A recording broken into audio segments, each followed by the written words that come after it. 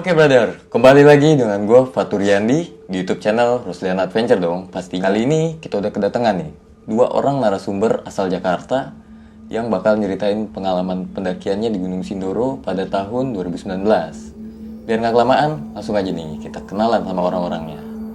Dari sebelah sini dulu. Dengan siapa bang? Gua Fadil. Bang Fadil. Iya, Fadil. Nah, abang? Gua Bilal. Bang Bilal. Ya. Di sebelah kanan gue udah ada Bang Fadil, di sebelah kiri gue udah ada Bang Bilal yang bakal nyeritain pengalaman pendakian mereka di Gunung Sindoro. Seperti yang gue bilang tadi, di tahun 2019 tuh lewat jalur mana? Waktu itu jalur Keledung, Bang. Jalur Keledung. Iya. Oke.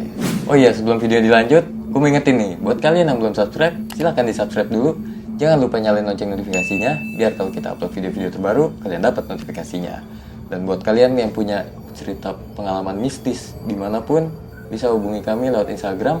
Biar nggak lama-lama, langsung aja nih kita simak cerita abang-abang ini di Gunung Sindoro via Keledung di tahun 2019.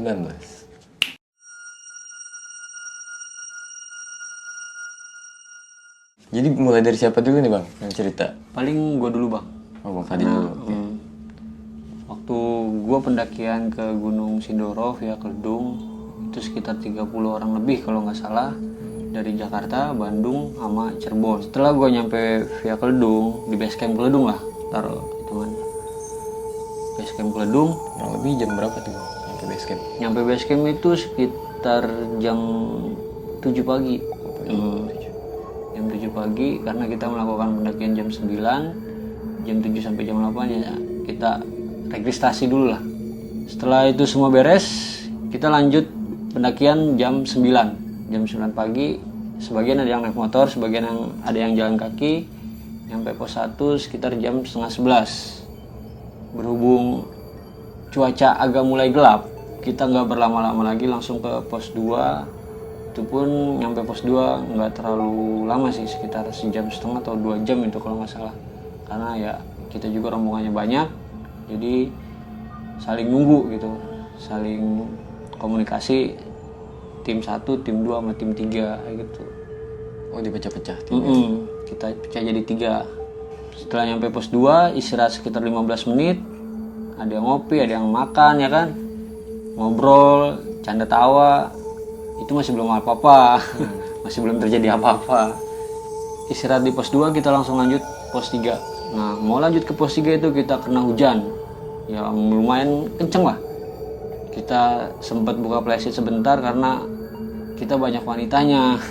Jadi lumayan resiko juga bang kalau maksain kita buka flashlight, bikin kopi juga ya kan biar menghangatkan badan karena lumayan dingin itu waktu itu. Kebetulan hujannya itu lama bang. Jadi untuk tim 1 ini kan tim 1 cowok semua, hampir cowok semua. Itu saya suruh naik duluan tuh, suruh bawa tenda biar buka tenda di pos 3. Nah setelah nyampe pos 3 udah ada yang bikin tenda, baru kita maksain, walaupun hujan kita tetap maksain karena waktu bang, keburu sore, keburu malam juga kan resiko. Iya benar. Kita naik, ya alhamdulillah kita nyampe sekitar jam 5, hampir mau maghrib itu, hampir mau maghrib. Untungnya semua udah beres, tenda udah dibuka, makan, ngobrol-ngobrol biasa. Nah waktu malam juga pun ada satu orang yang ya mungkin kita samarin aja kali ya namanya ya bang ya. Namanya itu Wati. Ini perempuan Bang. Dia lagi ngerasa nggak enak badan. Akhirnya kita nanya, ya ternyata dia lagi dapet bang. Oh lagi dapet. Lagi dapet. Nah setelah itu tidur. Pas setelah tidur kita summit jam 3. Kita itu bangun jam 3. Bangun jam 3, prepare, nyiapin logistik buat persiapan summit jam 4. Nah jam 4 kita tank jalan. Tadinya gue nggak mau jalan bang nih karena gue udah ngerasain hal yang gak enak lah. Cuman perjalanan jauh ya kan, gue pengen tahu Gunung Sindoro juga. Ya udah akhirnya gue ikut sama rombongan sampai Batu Tata sekitar jam 9. Itu jam 9 pagi ya kalau nggak salah ya. Di situ tiba-tiba kabut bang. Kabut. Nggak tahu kenapa tiba-tiba langsung kabut. Padahal paginya cerah. Dapat sunrise malah, golden sunrise ya kan. Pas di kabut itu, gue memutuskan untuk turun dan ngasih tahu ke yang lain juga pun turun gitu ya kan. Cuman tinggal sedikit lagi bang, maksudnya puncak udah tinggal dikit lagi. Cuman ya udahlah, sebagian ada yang nunggu. Nah gue turun duluan bang, karena gue udah ngerasa gak enak. Gue berdua turun sama temen gue yang di Bandung, namanya adalah Ali kayaknya kalau nggak salah. Turun sekalian gue nyiapin buat makan. Berarti lu berdua turun tuh? Berdua gue turun, nyiapin buat makan setelah mereka nanti turun dari summit. Jadi biar ada tenaga lagi pas kita mau ke base camp. Dan yang nggak gue duga, tiba-tiba tim dari atas lari turun ke bawah bang. Kenapa tuh? Katanya, bang, Wati kesurupan. Posisi lu pada saat itu di bawah bang? Posisi gue di saat lagi di bawah, lagi masak nasi malah bang. Berarti kejadiannya di atas? Di atas. Nah kebetulan gue nggak tahu tuh di atas kejadiannya seperti apa, karena gue lagi nyiapin buat makan nih. Dari atas turun ke bawah ngasih tahu dia kesurupan. Akhirnya gue memutuskan untuk nunggu di sunrise camp. Dan kalau gue pun naik ke atas lagi, otomatis nggak ada tenaga cadangan bang buat nanti ke bawah atau nanti nyiapin backupan gitu ya kan. Di situ gue nggak tahu bang kejadiannya kayak gimana.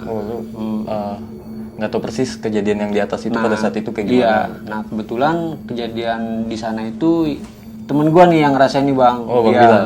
Bang Bilal. Nah sekarang kita pindah nih, kita dengerin cerita dari Bang Bilal gimana sih pas kejadian di atas nih yang nggak dialami sama Bang Fadil.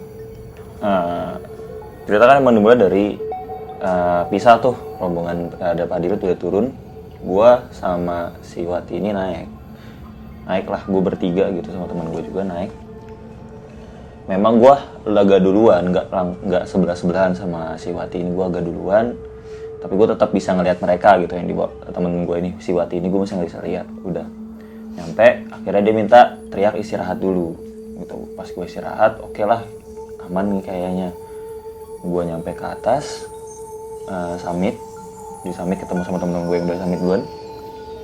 Ternyata selang sekitar 10-20 menitan dari bawah ada yang bilang gitu, Wati nggak enak badan nih, sakit gitu, P3K lah. Nyata P3K ada di atas, kita turun tuh. Kita turun. Nah, emang kondisi yang ketika gue dilihat itu, ya Wati memang lagi kondisi sakit gitu, kayak ya gini, cuman nutup mata gitu kan, lemes gitu. Nyata memang setelah itu ditanya-tanyain kan, sakit gak gitu, iya nggak enak badan, pusing segala macam gitu. Tapi di sini mulai gak aneh tuh gue rasa karena dia nggak mau buka mata bang, gitu. Jadi pas si Wati ini ketika mau dibawa turun nggak mau buka mata. Wah, aneh kan? Kita semua juga yang orang-orang awam juga merasa, kok lu nggak mau buka mata? Ada apa nih? Gitu kan? Kita merasa kayak mulai, wah, ada apa nih? Kok nggak mau buka mata? Apa matanya sakit? Padahal biasa aja gitu awal-awalnya kan. Udah nyata si Wati ini tiba-tiba mau turun, mau digendong gitu kan? Karena tadi dibilang mau turun. Pas digendong nggak mau tetap maksa jalan. Akhirnya pas jalan dia buka mata, pingsan, jatuh pingsan tuh. Wah semua langsung, wah kenapa nih panik. Nyata temen gue yang dari Bandung, dia bisa interaksi sama dunia lain lah istilahnya gitu kan. Dibilang, wah ini orang kesurupan nih gitu, bilang gitu. Kesurupan lah, emang di situ juga ada yang bantuin lah, pendaki lain ada yang bantuin, oh nih kayak kemasukan nih gitu.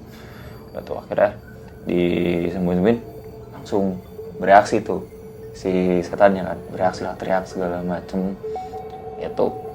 Di situ semua kayak waduh panik nih, ini orang kenapa. Akhirnya karena nggak bisa istilahnya kan kalau disembuhin di tempat juga kayaknya makin dingin juga karena kabut, terus juga udah di atas jam 10 karena di Sindoro itu nggak boleh berada di atas batu tata di atas jam 10 karena katanya bau belerang atau segala macam.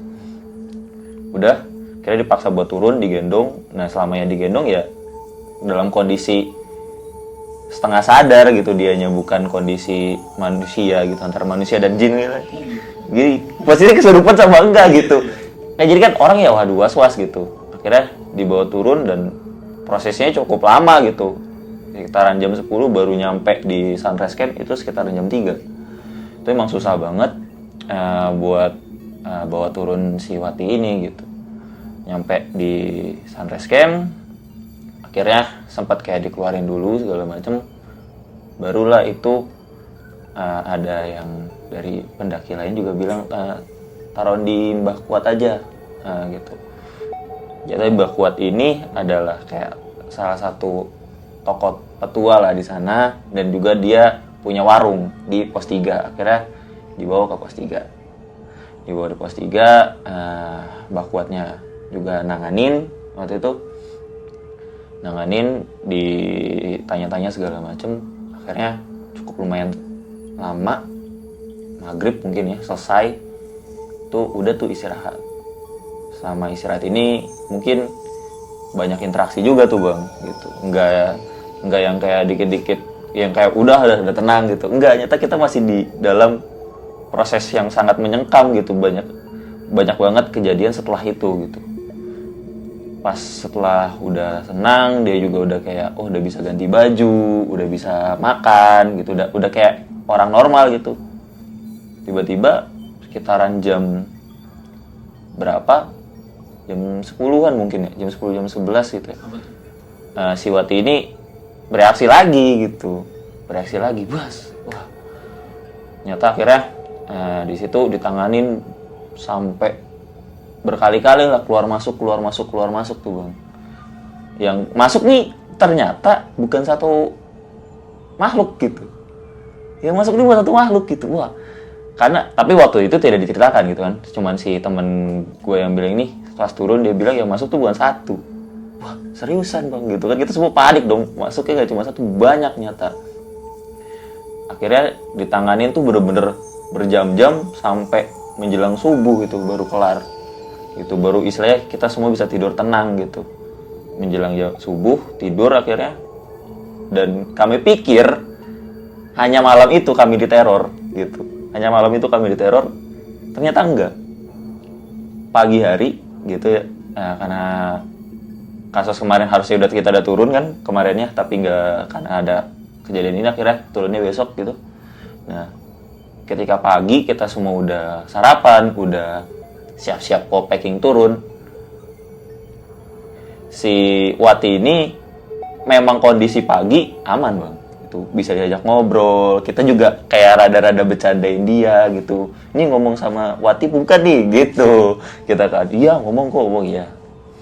Menjelang tuh akhirnya dia nanya tuh, sempat nanya tuh bang. Ini emang aneh juga gitu, nanya bilang, saya mau pipis gitu. Hah, mau pipis gitu. Si Wati ini. Si Wati nanya kan mau pipis, nanya tuh ke Mbak Kuat, mau pipis di mana nih gitu. Dia bilang di belakang ini ya, di sebelah warung, dia bilang gitu. Oke, di sebelah warung. Tadinya mau dibawa sama saya, sama teman saya berdua yang jagain lah. Oke, berdua tuh. Tapi karena cowok dua-duanya nggak enak dong, ya kan? Karena dia mau suatu hal yang nggak boleh dilihat sama cowok gitu. Kira ada cewek yang mau nanganin dia gitu, mau nemenin pipis. Nggak mau, dia nolak. Tiba-tiba nggak jadi, bilang nggak usah nggak jadi. Gitu. Aneh kan? Tiba-tiba gubrak, pingsan lagi, kita gotong masuk lagi. Pas itu ya udah, ternyata si setan itu pas di tangannya itu, wah aneh banget bang, ini serem banget seriusan. Gue sampai merinding ceritainnya. Soalnya dia kayak ketawa gitu, terus kayak gerakan yang paling gue masih inget satu. Dia begini bang, minta kayak minta anak gitu. Wah, kita semua langsung merinding. Wah anjir, itu bener-bener parah banget bang. Emang kondisi ramai kan, warung juga lagi siang juga, terus dia pagi gitu kan, dia gini, waduh, pas semua tuh kayak, wah ini ngapain nih, minta tumbal kah atau apa gitu, terus dia gini, terus dia bilang lanang kalau bahasa Jawa kalau nggak salah itu laki, minta cowok gitu, minta cowok dia bilang. Nah karena yang istilahnya yang nanganin Mbak Kuat ditanya lanang, mau yang mana digituin, ditanya mau yang mana, akhirnya nunjuk salah satu pendaki juga ditunjuk tuh gini.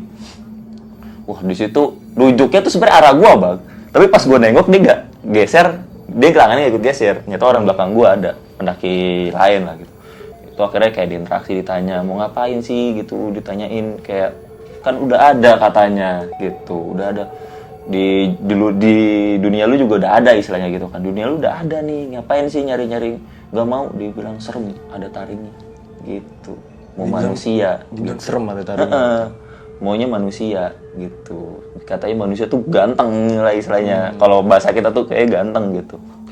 Karena udah nggak boleh ditanganin. Itu akhirnya pingsan lagi. Setelah pingsan, ini cukup lumayan aneh nih. Dia bangun lagi tapi dalam kondisi si jinnya yang masuk minta dandan. Minta dandan. Minta gini deh gitu.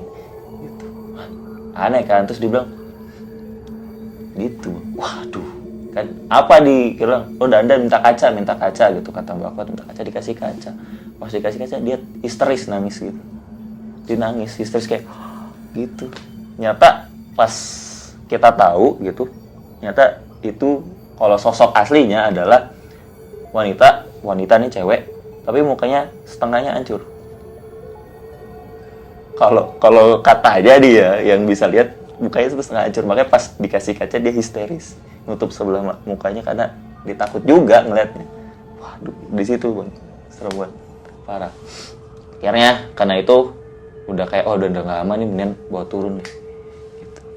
Ya kan, dibawa turun sampai ke base camp, baru diceritain ke semuanya kronologi yang aslinya tuh kenapa. Gitu. Nyata yang pertama kita juga melanggar aturan, gitu kan? Aturan dari budaya setempat yang nggak boleh ada pendakian ke puncak ketika lagi berhalangan untuk khususnya wanita gitu. Dan nyata kita juga ternyata setelah iniin kita ada kesalahan di salah satu tempat yang menurut budaya setempat cukup sakral gitu. Di pos 2 itu namanya, saya lupa, pos 2 gitu, namanya gue lupa. Katanya kita ngelakuin kesalahan atau apa tuh kurang tahu nih. Istilahnya detailnya tuh kita kurang tahu, nggak dijelasin, cuman bilang lu ada salah di pos 2 gitu. Entah kita ngelakuin apa, kita kurang tahu. Akhirnya ya ketika pas turun ya kita semua diminta di pos 2 untuk minta maaf atau berdoa di sana biar istilahnya kayak ngaku salah lah di sana. Udah kita turun, semua juga turun, pas lewat pos 2 juga ya kayak gitu ya, minta maaf bah gitu segala macem. Udah nyata terus nggak cuma itu juga, ada kesalahan yang semestinya nggak boleh kita lakuin di gunung ya gitu. Kita ada yang satu tenda ini laki perempuan dan bukan muhrim gitu. Karena si petua yang di gunung ini ya bilang ya lu salah di situ, lu ngapain sih gitu ke gunung kok kayak gituan. Istilahnya bukan muhrimnya berduaan di satu tenda gitu. Wah, kita bilang oke, berarti kita sudah tahu salahnya kita minta maaf gitu juga. Dan alhamdulillahnya ya kembali dengan selamat. Dan nyata ini aneh juga Bang, salah satu yang masuknya dia itu tuh kita pikir orang Sindoro juga gitu, saya kayak jin Sindoro lah gitu. Wah, entah dari tahun berapa atau jin Gunro, atau ternyata aneh, masuk dari Bandung, dari daerah asal dia, sama masuk dari Penunggu Sumbing. Yang masuk ke Wati? Iya, masuk ke Wati, Penunggu Sumbing. Kayak wah, berarti kan sebenarnya kalau menurut Mbah Kuat, ini cewek tuh udah ditungguin pas di warungnya Mbah Kuat tuh kayak udah ada yang jejer gitu, udah ada yang merhatiin semuanya. Jin tuh udah kayak wah ini nih gitu. Kayak udah ngincer si ini biar nggak bisa pulang. Mungkin karena emang kesalahan kita fatal, tapi alhamdulillahnya kembali dengan selamat. Tapi selama berarti kan tuh jatuhnya si Bang Bilal dan Bang Fadil tuh nanganin si Wati ini yang keluar masuk surupan. Itu bisa dibilang hampir seharian ya? Hampir seharian. Nah, malah itu kita ngecamp lagi Bang. oh ngecamp lagi. Iya, Ya? Lagi semalam. terpaksa ngecamp lagi gara-gara kejadian itu.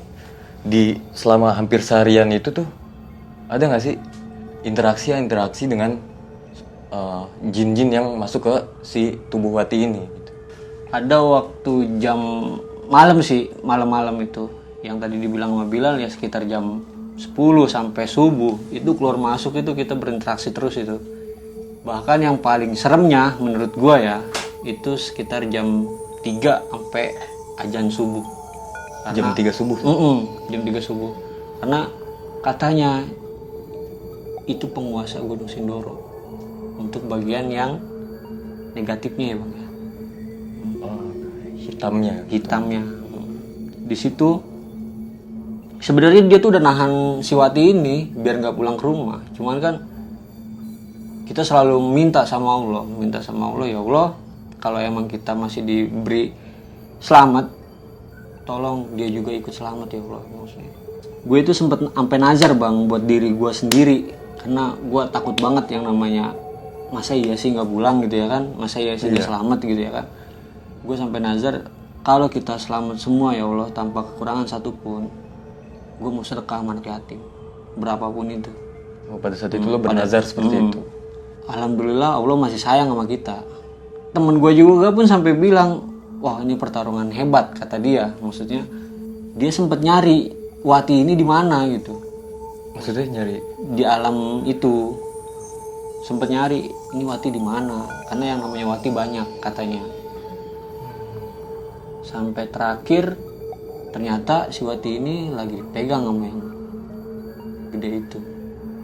Karena udah si Wati ini udah nggak boleh lah dia buat pulang ke rumah. Ini kan katanya ada salah satu teman Bang Fadil nih yang bisa melihat hal-hal seperti itu nih. Iya. Bisa digambarin nggak kurang lebih kata temennya Bang Fadil ini kayak gimana sih rupanya gitu? Tinggi, gede, bertanduk. Dan itu pun dia kakinya aja itu mungkin hampir 3 pos mah ada kali. 3 pos. Kakinya doang itu. Seriusan Bang. Temen gue sempet nangis Bang karena udah hampir pasrah. Ini kemana, dan akhirnya dia nangis. Yang gue lihat air matanya itu diusapin ke mukanya dia. Dan alhamdulillah tiba-tiba yang masuk itu ketakutan. Nah gue nggak tahu tuh di situ kenapa ya kan. Tiba-tiba kena ketakutan, penunggu itu minta maaf dan akhirnya dibalikin Bang. Si Wati ini. Oh jadi si Wati ini udah sempet mau dibawa Bang, seriusan. Dan malah si Wati ini diceritain yang meninggal, pendaki meninggal di situ diliatin semuanya, yang terjun ke jurang diliatin, awal mulanya Sindoro itu diliatin, semuanya dijelasin. Dan ada satu kayak petapa gitu, dan Mbah Kuat juga pun tahu pos Batu Tatah sampai ke atas itu masih suci. Oh yang seperti Bang bilang tadi masih disakralkan. Masih sakral banget. Makanya benar-benar dijaga banget. Makanya ada peraturan tolong jangan memaksakan ketika ada halangan. Maksudnya wanita berhalangan. Wanita berhalangan. Karena itu tempat suci gitu. Karena itu masih suci gitu. Ya alhamdulillah Wati sadar. Ternyata temen gue bilang, "Bang, kita jam 7 pagi harus turun," kata dia. Kalau jam 7 pagi nggak turun, yang tadi diceritain sama Bill tadi kerasukan lagi. Dan kita salahnya turunnya 7:30, lewat setengah jam. Oh, jadi sebelum itu temennya Bang Fadil yang bisa interaksi nih udah sempat bikin seperti perjanjian gitu atau gimana? Ya perjanjian sih biar nggak biar nggak keluar masuk lagi Bang. Jadi biar udah kalian turun semuanya biar ini. Jadi dikasih kelonggaran nih. Iya. Ini kalau kalian nggak mau kayak gini lagi, jam berapa tadi? Jam 7 harus turun. Jam 7 harus turun. Nah saya malah 7:30 turunnya. Sempat kerasukan lagi. Cuman ya alhamdulillah. Itu di pos berapa tuh Bang kerasukan lagi tuh? Sama di pos 3. Oh masih di Pas situ? mau turun. Pas mau turun selesai makan udah ditaro. Dia yang tadi dibilang sama Bilal mau pipis gitu ya kan. Dek. Cuman ya alhamdulillah nggak lama. Nah di situ kita buru-buru langsung turun. Gue bertiga sama yang bisa nanganin itu nggak mikirin apapun. Langsung gue turun bertiga. Cuman bawa air aqua 2 botol. Udah tuh. Dia tangannya nggak gue lepas Bang sampai bawah. enggak, gue lepas. Biarin si Wati ini, biarin gue tuntun terus. Mau dia kemasukan juga ya alhamdulillahnya, walaupun lagi kemasukan dia mau diajak turun bang, nggak sampai berontak kemana-mana gitu. Oh iya, karena setahu gue tuh kalau orang kerasukan kan agak susah nih kita ngontrolnya. Gue waktu pas turun itu bertiga ya, dalam hati gue selalu istighfar gitu, maksudnya baca-baca sholawat gitu ya kan, dengan keyakinan gue. Ya tangannya gue pegang, gue bawa turun, gue ajak ngobrol biar dia tuh alihannya ke gue gitu, nggak ke yang lain gitu ya kan. Bahkan sempet gue tahu kan dia guru kewirausahaan, tahu guru apa gitu profesinya. Gue tanya, Neng, kamu di Bandung ngajar apa? Kata dia, ngajar MTK bang. Gue shock dong. Ya kan? Jawab ngajar MTK. MTK ya kan, MTK bang ya kan. Gue ngeliat lah teman gue yang bisa. Bro, udah bang turun aja kata dia. Turun nih. Ya udah akhirnya gue tuntun terus, ya gue ajak ngobrol, mau guru MTK juga gue ajak hitung-hitungan bang. Sempet gue ajak bercanda juga ya, alhamdulillah masih mau diajak turun bang, nggak pingsan, nggak sampai pingsan. Nah kebetulan pas di mau pos 2 kan ada batu gede bang. Iya.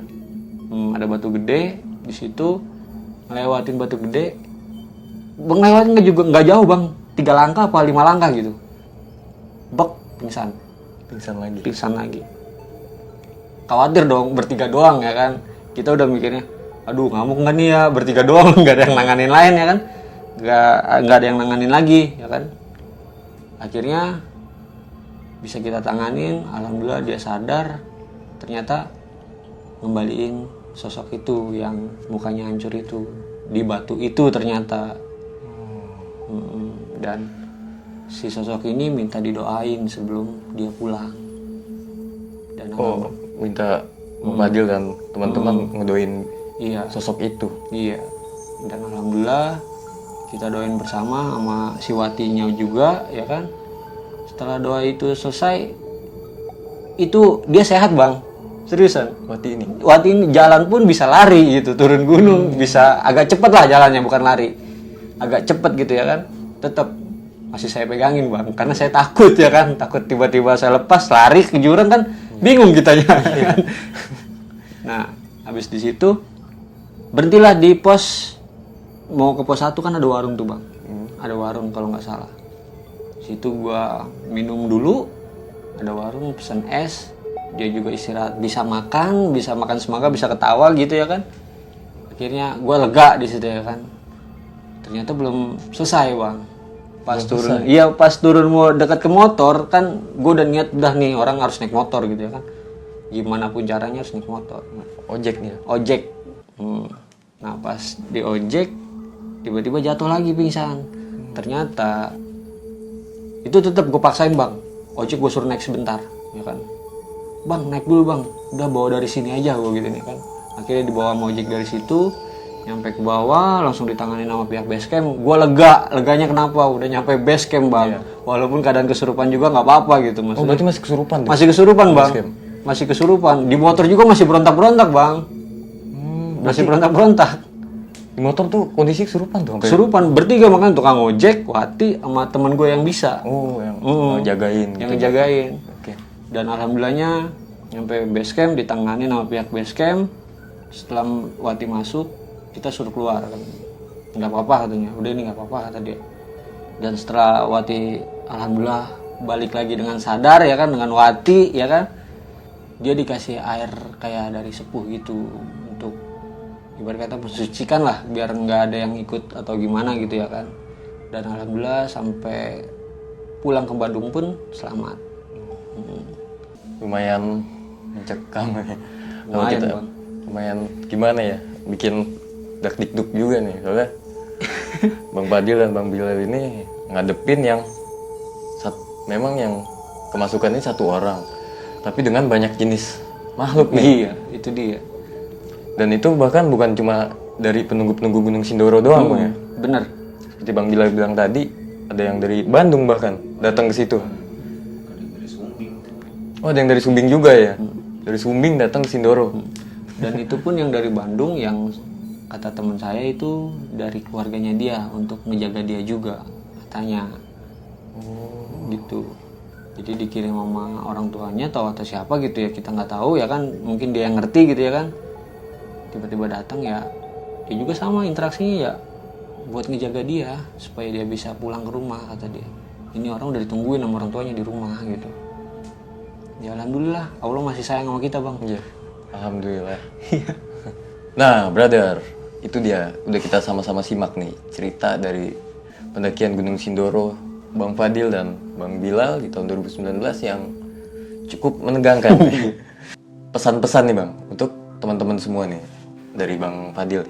Kalau pesan dari gue sih ya nggak banyak-banyak, cuman menjaga aturan adat setempat dan apa ya, jangan melanggar, udah itu aja. Karena kalau lu gak mau kena resiko yang berat, ya jangan melanggar apa sih peraturan yang ada di situ. Pantangan-pantangan di situ yang tadi kita itu kayak ada beberapa sebagian gunung kan atau tempat-tempat lain yang orang yang lagi dapet tidak boleh kesini atau kesini gitu ya kan. Ya mereka buat aturan seperti itu ya resikonya gede ya kan. Resikonya gede, makanya dibuat peraturan seperti itu. Dan buat kalian siapapun itu, entah pendaki entah siapa, cobalah bijak lagi untuk melakukan sesuatu, apalagi menjalankan kita yang hobinya bermain di alam gitu ya. Lebih bijak lagi lah intinya mah. Kalau dari gue sih sebenarnya Indonesia tuh kan ragam banget budaya ya, dan budaya yang ada di setiap tempat itu bukannya suatu hal yang remeh gitu. Sama layaknya di gunung, di laut maupun di daerah-daerah kota pun banyak budaya dan tradisi yang harus kita saling hormati gitu. Apapun kepercayaan lu, apapun budaya lu, dan berasal dari manapun golongan sosial lu, ketika budaya di situ atau ada peraturan tradisi yang ada di situ ya hargai gitu. Jangan lu sombong mentang-mentang lu siapa, mentang-mentang lu apa atau lu lakuin apa, lu jadinya sepele. Betul.